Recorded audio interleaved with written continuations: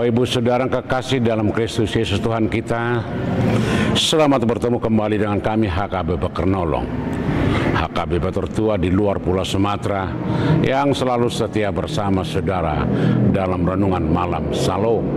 Dan untuk memulai renungan ini kita berdoa.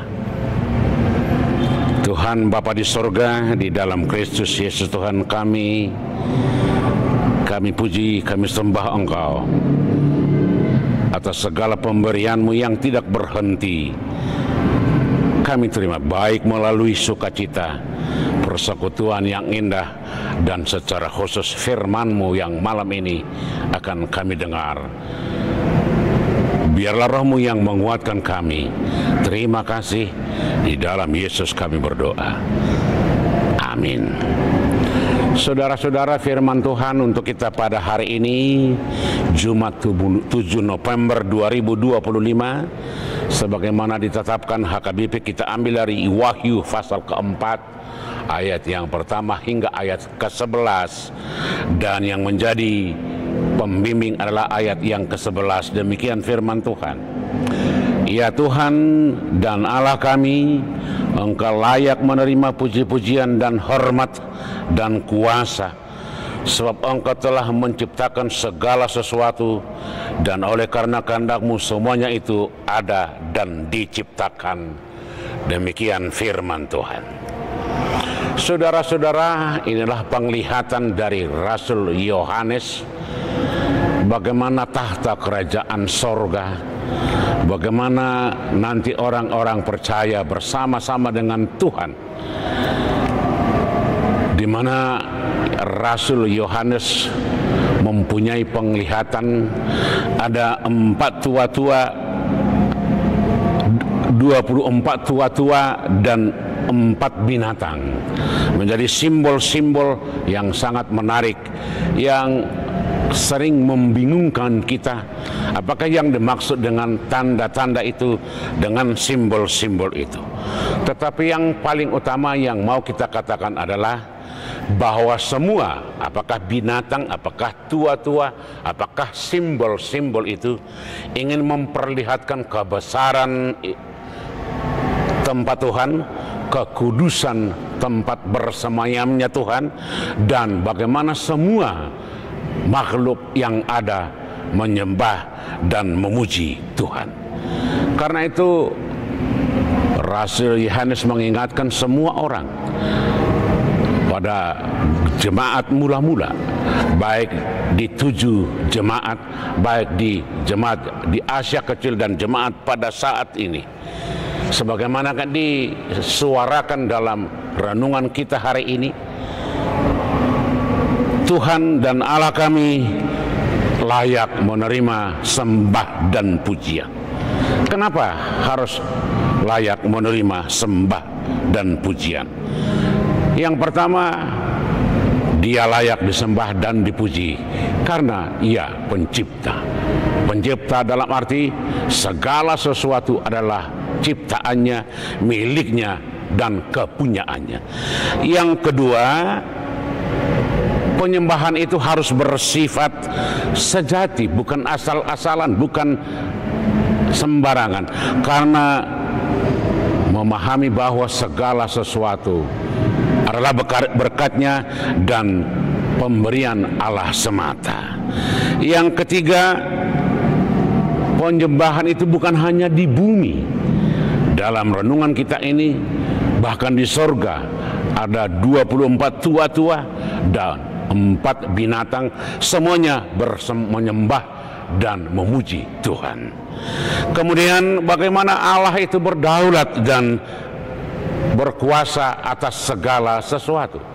Itu artinya tidak ada seorang pun yang berada di atas Allah atau Tuhan itu, tetapi semuanya di bawah kuasa, di bawah pemeliharaan, di bawah kepemimpinan oleh Tuhan yang Maha Kuasa.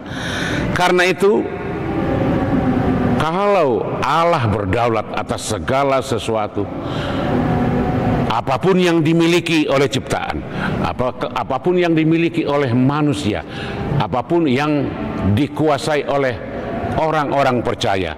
Semuanya bukan dari diri sendiri, tetapi kekuatan itu atau apapun yang dimilikinya berasal dari Tuhan sendiri. Yang kemudian kalau Tuhan itu layak disembah dan dipuji, kalau Tuhan itu berdaulat atas segala sesuatu, itu artinya kuasa Tuhan menjadi jaminan bagi setiap orang bahwa setiap orang percaya berhak memiliki kuasa itu, dan dengan demikian orang-orang yang percaya akan merasa menjadi pemegang kuasa dan kedaulatan yang diberikan oleh Tuhan itu sendiri. Kedua, kalau kita berkata bahwa Allah itu layak disembah dan dipuji, itu artinya bahwa kita harus menyerahkan diri secara total, menghilangkan ego, merasa kita ini belum apa-apa dibandingkan dengan Tuhan. Keberadaan kita tidak berarti apa-apa ketika diperhadapkan dengan Tuhan. Nah, kalau kita menyerahkan diri secara total, itu artinya ada ketergantungan, ada kepasrahan bagaimana Tuhan memberikan yang terbaik bagi setiap orang. Dalam arti kita tidak bisa untuk memaksa Tuhan melakukan kehendak kita, tetapi justru sebaliknya kehendak Tuhan yang harus kita lakukan. Dan yang terakhir, kalau Tuhan itu layak disembah dan dipuji, itu adalah pernyataan yang sangat jelas bagaimana kita menolak penyembahan dewa-dewa, penyembahan berhala-berhala, penyembahan hal-hal yang bersifat berlawanan dengan kehendak Tuhan. Sebab kekuasaan apapun yang ada di dunia ini, baik di sorga, baik di bumi, kata Paulus, itu semuanya tidak mempunyai arti diperhadapkan dengan kuasa Allah. Kata biarlah kuasa Allah, Allah yang berdaulat, Allah yang berkuasa, Allah yang memelihara, Allah yang kita sembah, Allah yang kita puji, senantiasa menjadi contoh yang konkret, menjadi dasar dari segala perbuatan dan tindakan kita.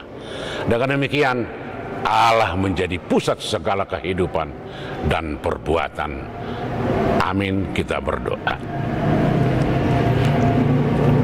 Kami bersyukur atas kasih karunia Tuhan yang memberi kami sukacita malam ini dan kehidupan yang terus-menerus diberkati.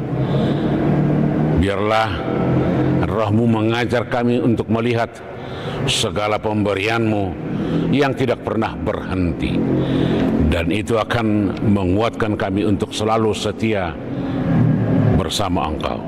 Terima kasih Bapa di sorga, hanya di dalam Yesus kami berdoa. Amin. Anugerah Tuhan kita Yesus Kristus, kasih setia Allah Bapa, dan persekutuan dengan Roh Kudus kiranya menyertai saudara-saudara sekalian. Amin.